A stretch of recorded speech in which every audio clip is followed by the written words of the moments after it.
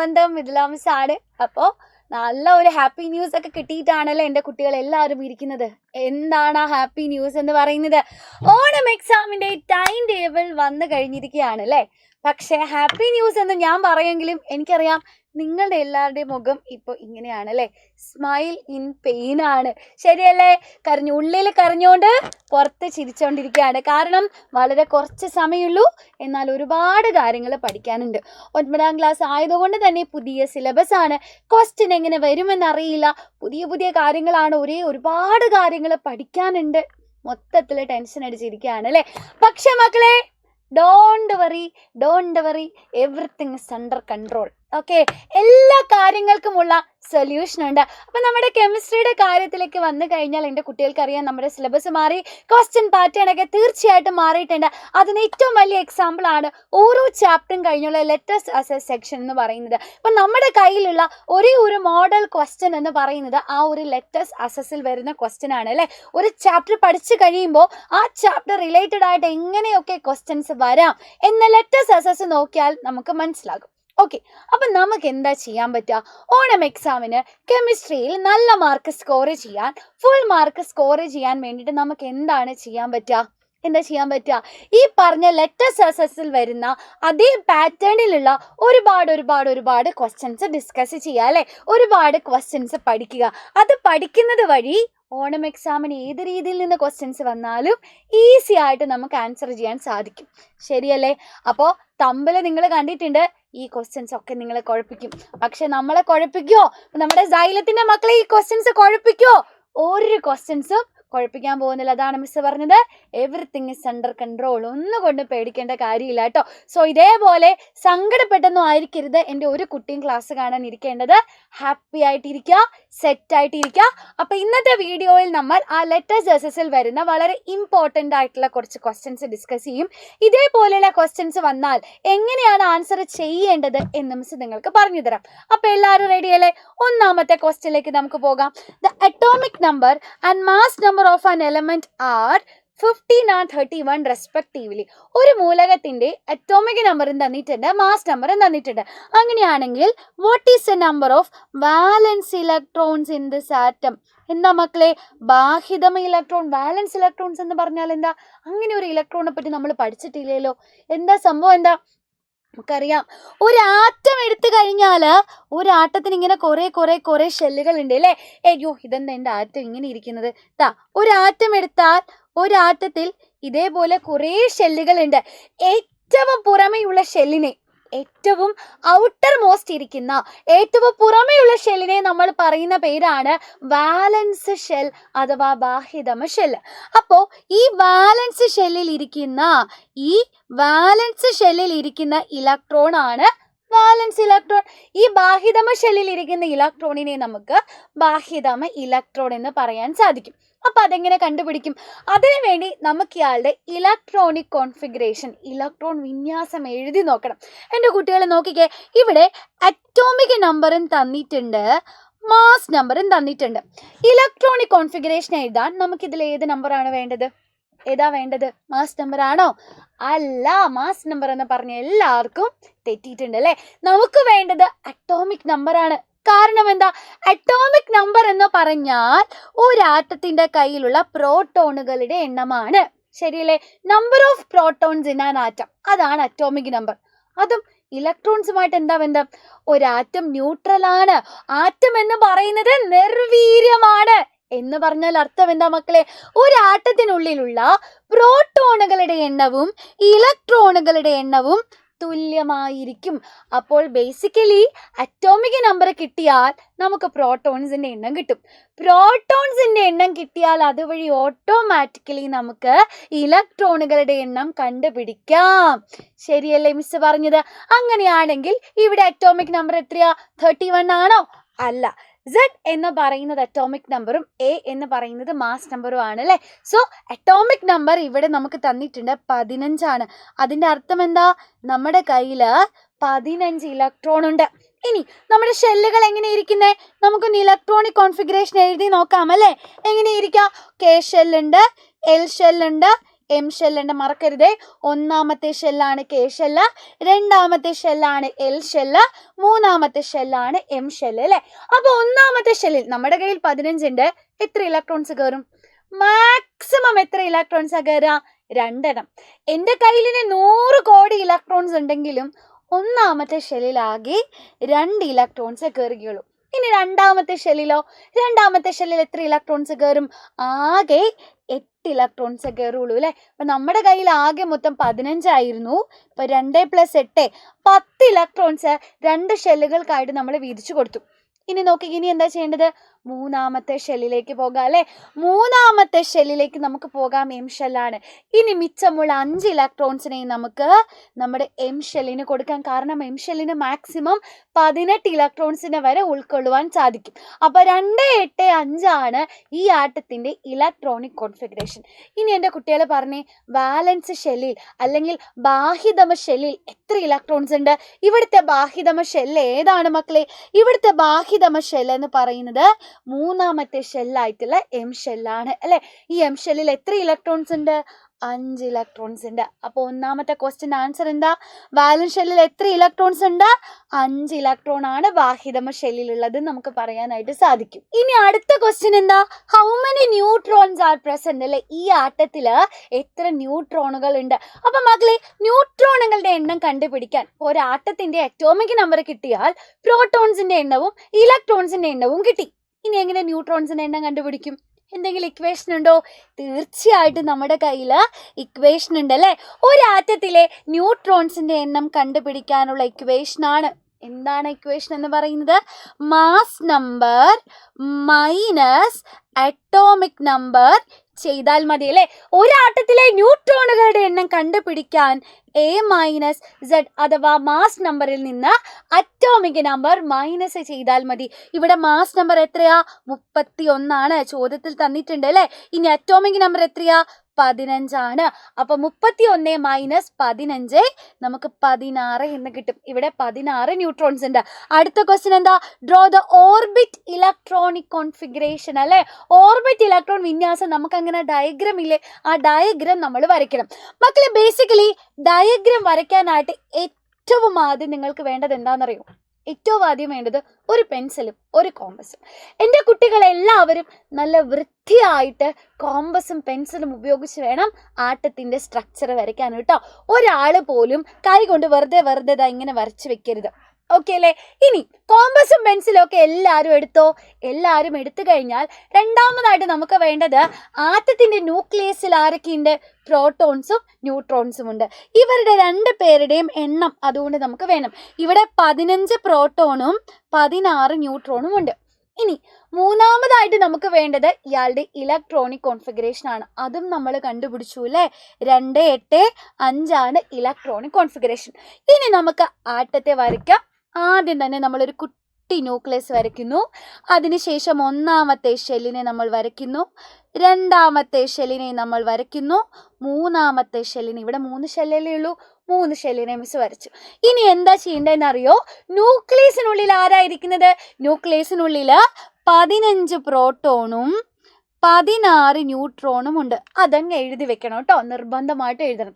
ഇനി എന്ത് ചെയ്യാം? ഇവരുടെ ഇലക്ട്രോണിക് കോൺഫിഗറേഷൻ ഈ ഡയഗ്രത്തിന്റെ താഴെ നമുക്കൊന്ന് നോട്ട് ചെയ്യാം. 2, 8, 5 ആണ്. ഇതിന്റെ അർത്ഥം എന്താ? ഒന്നാമത്തെ ഷെല്ലിലായിട്ട് 2 ഇലക്ട്രോൺസ് ഉണ്ട് അല്ലേ. അപ്പോൾ മിസ് എന്ത് ചെയ്യണം? ഒന്നാമത്തെ ഷെല്ലിൽ പോയി ഇങ്ങനെ 2 റൗണ്ട് മിസ് വരയ്ക്കണം. ഇതിൻ്റെ അർത്ഥം 2 ഇലക്ട്രോൺസ് ഉണ്ട്. അപ്പോൾ ഇലക്ട്രോൺസിന് വരയ്ക്കുമ്പോൾ അടുത്തടുത്ത് കൊണ്ട് വരച്ച് വെക്കരുത്, ഓപ്പോസിറ്റ് ഡയറക്ഷനിൽ വേണം എൻ്റെ കുട്ടികൾ വരയ്ക്കാൻ. ഇനി രണ്ടാമത്തെ ഷെല്ലിൽ 8 ഇലക്ട്രോൺസ് ഉണ്ട് അല്ലേ. നമുക്ക് വരയ്ക്കാം. 1, 2, 3, 4, 5, 6, 7, 8 ഇലക്ട്രോൺസ് ആയി. ഇനി മൂന്നാമത്തെ ഷെല്ലിലോ 5 ഇലക്ട്രോൺസ് ഉണ്ട് അല്ലേ. അപ്പോൾ 1, 2, 3, 4, 5 കണ്ടോ മിസ്? ഓപ്പോസിറ്റ് ആയിട്ടാണ് ഓരോ ഇലക്ട്രോണുകളെയും വരച്ചിട്ടുള്ളത്. ഇതേപോലെ തന്നെ വരയ്ക്കാൻ എൻ്റെ കുട്ടികൾ ശ്രദ്ധിക്കാം. കണ്ടോ? അപ്പോൾ ഈ ഒരു ക്വസ്റ്റ്യൻ നമ്മൾ സിമ്പിളായിട്ട് ചെയ്തു അല്ലേ. അപ്പോൾ ഇവിടെ നമ്മൾ എന്തൊക്കെയാണ് പഠിച്ചത്? വാലൻസ് ഇലക്ട്രോണുകളെ കണ്ടുപിടിക്കാൻ പഠിച്ചു, ന്യൂട്രോൺസുകളെ കണ്ടുപിടിക്കാൻ പഠിച്ചു, ഇലക്ട്രോണിക് കോൺഫിഗറേഷൻ എഴുതി ഡയഗ്രാം വരയ്ക്കാൻ പഠിച്ചു. ഇനി എന്ത് വേണം? ഓക്കെ, അപ്പൊ ഈ ക്വസ്റ്റ്യൻ സെറ്റ് ആണെങ്കിൽ മിസ്സിന് വേഗം തന്നെ ഒരു ഹൈ ഫൈവ് തന്നെ. അങ്ങനെ റെഡി ആണെങ്കിൽ നമുക്ക് അടുത്ത ക്വസ്റ്റ്യനിലേക്ക് പോകാം. The atomic number of an atom is 16 and mass number is 32. How many electrons, protons and neutrons present in this atom? ഒരു ആറ്റത്തിന്റെ അറ്റോമിക് നമ്പർ 16 ആണ്, മാസ് നമ്പർ 32 ആണ്. ഇലക്ട്രോൺ എത്ര, പ്രോട്ടോൺ എത്ര, ന്യൂട്രോൺ എത്ര എന്ന് കണ്ടുപിടിക്കണം. എങ്ങനെ കണ്ടുപിടിക്കും? സിമ്പിൾ ആണ് അല്ലേ? ക്വസ്റ്റ്യനിൽ തന്നെ പറഞ്ഞിട്ടുണ്ട് അറ്റോമിക് നമ്പർ 16 ആണ്. അറ്റോമിക് നമ്പർ എന്ന് പറഞ്ഞാൽ പ്രോട്ടോണുകളുടെ എണ്ണമാണ്. അപ്പൊ അറ്റോമിക് നമ്പർ കിട്ടിയാൽ ഓട്ടോമാറ്റിക്കലി നമുക്ക് പ്രോട്ടോൺസിന്റെ എണ്ണം കിട്ടും. അപ്പൊ എത്ര പ്രോട്ടോൺ ഉണ്ട് ഇവിടെ? 16 പ്രോട്ടോൺ ഉണ്ടാവും. മക്കളെ, പ്രോട്ടോണിന്റെ എണ്ണം കിട്ടിയാൽ അത് തന്നെയായിരിക്കും ഇലക്ട്രോണുകളുടെ എണ്ണം അല്ലേ? ഇവിടെ 16 പ്രോട്ടോൺ ഉണ്ടെങ്കിൽ ഇവിടെ 16 ഇലക്ട്രോണും ഉണ്ടാകും. ഇനി ഇലക്ട്രോണും പ്രോട്ടോണും കിട്ടി, ന്യൂട്രോൺസിന്റെ എണ്ണം കണ്ടുപിടിക്കണം അല്ലേ? ന്യൂട്രോൺസിന്റെ എണ്ണം എങ്ങനെയാ കണ്ടുപിടിക്കുക? ഇപ്പൊ നമ്മൾ പഠിച്ചിട്ടേ ഉള്ളൂ, A-Z ചെയ്യുക അല്ലേ? മാസ് നമ്പറിൽ നിന്ന് അറ്റോമിക് നമ്പർ കുറയ്ക്കുക. മാസ് നമ്പർ ചോദ്യത്തിൽ തന്നിട്ടുണ്ട് 32, അറ്റോമിക് നമ്പർ തന്നിട്ടുണ്ട് 16. അപ്പൊ 32 - 16 ചെയ്താൽ നമുക്ക് 16 എന്ന് തന്നെ ആൻസർ കിട്ടും. അപ്പൊ ഇവിടെ 16 പ്രോട്ടോൺ, 16 ന്യൂട്രോൺ, 16 ഇലക്ട്രോൺസ് ഉണ്ട്. സിമ്പിൾ. ഇനി ഇലക്ട്രോണിക് കോൺഫിഗറേഷൻ എഴുതണം അല്ലേ? അപ്പൊ അറ്റോമിക് നമ്പർ 16 ആണ്, നമ്മുടെ കയ്യിൽ 16 ഇലക്ട്രോൺ ഉണ്ട്. ഈ 16 ഇലക്ട്രോണുകളെയും കൊണ്ട് മിസ് അടുത്ത പേജ് എടുക്കാം. നോക്കിക്കോ, ഈ 16 ഇലക്ട്രോണുകളെയും കൊണ്ട് മിസ് ഇതാ ആദ്യം കെ ഷെല്ലിന്റെ അടുത്തേക്ക് പോകും. കെ ഷെൽ എന്ന് പറഞ്ഞാൽ ഒന്നാമത്തെ ഷെല്ലാണ് അല്ലേ? എത്ര ഇലക്ട്രോൺസിനെ മേടിക്കും? നമ്മുടെ 16 ഇലക്ട്രോണിൽ 2 ഇലക്ട്രോണിനെ കെ ഷെല്ല് മേടിക്കും. ഇനി ഇത് കഴിഞ്ഞാൽ മിസ് എൽ ഷെല്ലിലേക്ക് പോകും, രണ്ടാമത്തെ ഷെല്ല്. എൽ ഷെല്ല് മാക്സിമം എത്ര ഇലക്ട്രോൺസിനെ മേടിക്കുക? മാക്സിമം 8 ഇലക്ട്രോൺസിനെ എൽ ഷെല്ല് വാങ്ങും. ഇനി നമുക്ക് എന്ത്, ഇപ്പൊ 10 ഇലക്ട്രോൺസ് കഴിഞ്ഞു, ഇനി മിച്ചമുള്ളത് 6 ഇലക്ട്രോൺ ആണ്. സോ ഈ 6 ഇലക്ട്രോണിനെയും കൊണ്ട് മിസ് എങ്ങോട്ടേക്കാണ് പോകേണ്ടത്? ഈ 6 ഇലക്ട്രോണിനെയും കൊണ്ട് മിസ് എം ഷെല്ലിലേക്ക് പോകും അല്ലേ? മൂന്നാമത്തെ ഷെല്ലിലേക്ക് പോകും. എം ഷെല്ലിന് മാക്സിമം 18 ഇലക്ട്രോൺസിനെ മേടിക്കും. നമ്മുടെ കയ്യിൽ എത്രയുള്ളൂ? 6 എണ്ണേ ഉള്ളൂ. അപ്പൊ 6 ഇലക്ട്രോണെയും ഒന്നിച്ച് നമുക്ക് എം ഷെല്ലിന് കൊടുക്കാം. അപ്പൊ ഇതാ കിട്ടിക്കഴിഞ്ഞു. 2, 8, 6 ആണ് ഇലക്ട്രോണിക് കോൺഫിഗറേഷൻ എന്ന് പറയുന്നത്. സിമ്പിൾ അല്ലേ? അടുത്തത് draw the orbit electronic configuration. ഇപ്പൊ നമ്മൾ വരച്ചതുപോലെ ഇലക്ട്രോൺ വിന്യാസം ചിത്രീകരിക്കണം. അപ്പൊ ആദ്യം നമ്മൾ എന്തെടുക്കണം? കോമ്പസും പെൻസിൽ എടുക്കണം അല്ലേ? അതിനുശേഷം നമുക്ക് പറയാം ഇവിടെ എത്ര പ്രോട്ടോൺ ഉണ്ട്? 16 പ്രോട്ടോൺ ഉണ്ട്, 16 ന്യൂട്രോൺ ഉണ്ട്. ഇലക്ട്രോണിക് കോൺഫിഗറേഷൻ 2, 8, 6 ആണ്. ഇത് മൂന്നും കിട്ടിക്കഴിഞ്ഞവർ വേഗം തന്നെ ദാ പിടിച്ചോ, ആട്ടത്തെ വരയ്ക്കാം. അയ്യോ, സ്ക്വയർ അല്ല വരയ്ക്കേണ്ടത്, സർക്കിളാണ് വരയ്ക്കേണ്ടത്. ആദ്യം തന്നെ നമുക്ക് ന്യൂക്ലിയസ് വരയ്ക്കാം. 3 ഷെല്ലുണ്ട് അല്ലേ? അപ്പോൾ 1, 2, 3 ഷെല്ല് വരച്ചു. ഇനി നമ്മൾ എന്താ ചെയ്യേണ്ടത്? മറക്കാതെ കൃത്യമായിട്ട് ന്യൂക്ലിയസിനുള്ളിൽ എത്ര പ്രോട്ടോൺ ഉണ്ട്, എത്ര ന്യൂട്രോൺ ഉണ്ടെന്ന് എഴുതണം. ഇവിടെ 16 പ്രോട്ടോണും 16 ന്യൂട്രോണും ഉണ്ട്. ഇനി ഇലക്ട്രോണിക് കോൺഫിഗറേഷൻ എന്താ? 2, 8, 6. അത് മിസ് എഴുതി. ഇനി എന്ത് ചെയ്യണം? ആ റൗണ്ട് വരയ്ക്കണം അല്ലേ? ഒന്നാമത്തെ ഷെല്ലിൽ 2 ഇലക്ട്രോൺ, രണ്ടാമത്തെ ഷെല്ലിൽ 1, 2, 3, 4, 5, 6, 7, 8 ഇലക്ട്രോൺസ് ഉണ്ട്. മൂന്നാമത്തെ ഷെല്ലിലോ 6 ഇലക്ട്രോൺസ് ആണ് അല്ലേ? അപ്പോൾ 1, 2, 3, 4, 5, 6 കഴിഞ്ഞു. സിമ്പിൾ ആയില്ലേ? യെസ്. അപ്പം നോക്കിക്കേ, അടുത്ത ക്വസ്റ്റ്യന് നമ്മൾ സക്സസ്ഫുള്ളി പൂർത്തിയാക്കി. ഇനി നമുക്ക് അടുത്ത ചോദ്യത്തിലേക്ക് പോകാം. Electrons are present in the KLM shell of an atom. ഒരു ആറ്റത്തിന്റെ KLM എന്നീ ഷെല്ലുകളിലായിട്ട് ഇലക്ട്രോൺ ഉണ്ട്. ഈ ഷെല്ലുകളിൽ ഏറ്റവും ഊർജ്ജം കൂടിയ ഷെല്ല് ഏതാ മക്കളെ? ഏത് ഷെല്ലിനാണ് ഹയസ്റ്റ് എനർജി ഉള്ളത്? അപ്പം നമുക്കറിയാം, ഒരു ആറ്റം ഇങ്ങനെ ഇരിക്കുകയാണെങ്കിൽ ആറ്റത്തിന്റെ ന്യൂക്ലിയസിൽ നിന്നുള്ള അകലം കൂടുന്തോറും, ന്യൂക്ലിയസിൽ നിന്നുള്ള ഡിസ്റ്റൻസ് കൂടുന്തോറും എനർജിക്ക് എന്താ സംഭവിക്കുക? എനർജിയും കൂടി വരും അല്ലേ? അപ്പൊ ന്യൂക്ലിയസിന്റെ തൊട്ടടുത്തിരിക്കുന്ന ഒന്നാമത്തെ ഷെല്ലിന് എനർജി കുറവാ, പിന്നെ 2 ആകുമ്പോൾ കുറച്ചും കൂടെ കൂടി, 3 ആയപ്പോൾ കുറച്ചും കൂടെ കൂടി, അങ്ങനെ അകലം കൂടി വരുമ്പോൾ ഷെല്ലുകളുടെ ഊർജ്ജം കൂടി വരും അല്ലേ? അപ്പൊ KLM എന്ന ഷെല്ലുകൾ എടുത്തു കഴിഞ്ഞാൽ ഏറ്റവും എനർജി കുറവ് ഒന്നാമത്തെ K ഷെല്ലിനാണ്. അത് കഴിഞ്ഞാൽ L ഷെല്ലിന് അല്ലേ? അത് കഴിഞ്ഞ് കുറച്ചും കൂടെ എനർജി കൂടുതലായിരിക്കും M ഷെല്ലിന്. അപ്പം മക്കളെ, ഈ 3 ഷെല്ലുകൾ കൺസിഡർ ചെയ്താൽ ഇതിൽ ഏറ്റവും കൂടുതൽ എനർജി ഉള്ളത് ആർക്കാ? ഏറ്റവും പുറമെ ഇരിക്കുന്ന നമ്മുടെ M ഷെല്ലിനായിരിക്കും. ഇനി M shell contains only 3 electrons, write the atomic number. മക്കളെ എം ഷെല്ലിൽ 3 ഇലക്ട്രോൺസ് മാത്രമേ ഉള്ളൂ. അറ്റോമിക് നമ്പർ കണ്ടുപിടിക്കാം. എങ്ങനെ കണ്ടുപിടിക്കും നോക്കിക്കേ. അപ്പം നമുക്കറിയാം ആദ്യം കെ ഷെല്ലിൽ ഇലക്ട്രോൺസ് കയറിയിട്ടുണ്ടാകും. അതിനുശേഷം മിച്ചമുള്ള ഇലക്ട്രോൺ എൽ ഷെല്ലിൽ കയറിയിട്ടുണ്ടാകും. അതിനും ശേഷം ബാക്കി വന്ന 3 ഇലക്ട്രോണാണ് എം ഷെല്ലിൽ കയറിയിട്ടുള്ളത്. ശരിയല്ലേ? അപ്പൊ കെ ഷെല്ലിലും എൽ ഷെല്ലിലും കയറി മിച്ചമുള്ള 3 ഇലക്ട്രോണാണ് എം ഷെല്ലിൽ കയറിയിട്ടുള്ളത്. ശരിയല്ലേ? അപ്പൊ നമുക്ക് ഓൾറെഡി മനസ്സിലായി ഏറ്റവും പുറമെയുള്ള ഷെല്ലിൽ 3 ഇലക്ട്രോൺസ് ആണ്. അവിടെ 3 ഇലക്ട്രോൺസ് വരണമെങ്കിൽ ആദ്യം കെ ഷെല്ലിൽ 2 ഇലക്ട്രോൺസ് കയറിയിട്ടുണ്ടാകണം. അതിനുശേഷം രണ്ടാമത്തെ എൽ ഷെല്ലിൽ മാക്സിമം 8 ഇലക്ട്രോൺസ് കയറിയിട്ടുണ്ടാവും. അതും കഴിഞ്ഞ് മിച്ചമുള്ള 3 ഇലക്ട്രോൺസ് ആയിരിക്കും എം ഷെല്ലിൽ കയറിയിട്ടുണ്ടാവുക. ശരിയല്ലേ? അപ്പൊ ഇയാളുടെ കംപ്ലീറ്റ് ഇലക്ട്രോണിക് കോൺഫിഗറേഷൻ, പൂർണ്ണമായിട്ടുള്ള ഇലക്ട്രോൺ വിന്യാസം എന്ന് പറയുന്നത് 2, 8, 3 ആണ്. മക്കളെ കംപ്ലീറ്റ് ആയിട്ടുള്ള ഇലക്ട്രോണിക് കോൺഫിഗറേഷൻ കൂട്ടിയാൽ ഇവിടെ നോക്കിക്കേ, ഓരോ ഷെല്ലിലെയും ഇലക്ട്രോണുകളുടെ എണ്ണത്തെ തമ്മിൽ ആഡ് ചെയ്ത് കഴിഞ്ഞാൽ ഇവിടെയുള്ള ടോട്ടൽ ഇലക്ട്രോൺസിന്റെ എണ്ണം കിട്ടും. ശരിയല്ലേ? അപ്പൊ ഇവിടെ ആകെ മൊത്തം എത്ര ഇലക്ട്രോൺസ് ഉണ്ട്? 2 + 8 10 + 3 13 ഇലക്ട്രോണുകൾ ഉണ്ട്. എന്തിനാ നമ്മൾ ആകെ ഇലക്ട്രോണുകളെ കണ്ടുപിടിച്ചത്? ആകെ ഇലക്ട്രോണുകളുടെ എണ്ണം കിട്ടിയാൽ ഈ ആറ്റത്തിന്റെ കയ്യിൽ എത്ര പ്രോട്ടോൺ ഉണ്ട് എന്ന് കണ്ടുപിടിക്കാം. കാരണം എന്താ? പ്രോട്ടോണിന്റെയും ഇലക്ട്രോണിന്റെ എണ്ണം തുല്യമാണ്. അപ്പൊ എത്ര ഇലക്ട്രോൺ ഉണ്ട് എന്ന് കിട്ടിയാൽ എത്ര പ്രോട്ടോൺ ഉണ്ട് എന്ന് നമുക്ക് മനസ്സിലാക്കാം. ഇവിടെ 13 ഇലക്ട്രോൺസ് ഉണ്ടെങ്കിൽ ഇവിടെ 13 പ്രോട്ടോൺസ് ഉണ്ടാകും. ഇനി ചോദ്യം എന്താ? അറ്റോമിക് നമ്പർ കണ്ടുപിടിക്കാനാണല്ലേ. അറ്റോമിക് നമ്പർ എന്ന് പറഞ്ഞാൽ എന്താ? അത് പ്രോട്ടോണുകളുടെ എണ്ണം തന്നെയാണ് സർ. ശരിയല്ലേ? അപ്പൊ ഇവിടെ 13 പ്രോട്ടോൺ ഉണ്ടെങ്കിൽ ഈ ആറ്റത്തിന്റെ അറ്റോമിക് നമ്പർ എന്ന് പറയുന്നത് 13 ആയിരിക്കും. കിട്ടിയോ എൻ്റെ കുട്ടികൾക്ക്? എങ്ങനെയാണ് ആൻസർ ചെയ്യേണ്ടതെന്ന് എല്ലാവർക്കും മനസ്സിലായോ? Very good. ഇനി അടുത്ത ക്വസ്റ്റ്യൻ, എത്ര ഇലക്ട്രോൺസ് ഉണ്ട്? 13 ഇലക്ട്രോൺസ് ഉണ്ട്. ഈ ആറ്റത്തിന്റെ ന്യൂക്ലിയസിൽ 16 ന്യൂട്രോണുകളാണ് ഉള്ളതെങ്കിൽ മാസ് നമ്പർ എത്ര? If the nucleus contains 16 neutrons, what is the mass number? എങ്ങനെ കണ്ടുപിടിക്കും? സിമ്പിൾ ചോദ്യം അല്ലേ? നമ്മളോടാണ് കളി. ഡി ക്വസ്റ്റ്യൻ ആണ് അല്ലേ? മാസ് നമ്പർ എന്ന് പറഞ്ഞാൽ എന്താ? മാസ് നമ്പർ എന്ന് പറഞ്ഞു കഴിഞ്ഞാൽ ന്യൂട്രോണുകളുടെയും പ്രോട്ടോണുകളുടെയും എണ്ണം തമ്മിൽ കൂട്ടുന്നതാണ് അല്ലേ? ഇവിടെ 16 ന്യൂട്രോൺ ഉണ്ട് എന്ന് പറയുന്നു.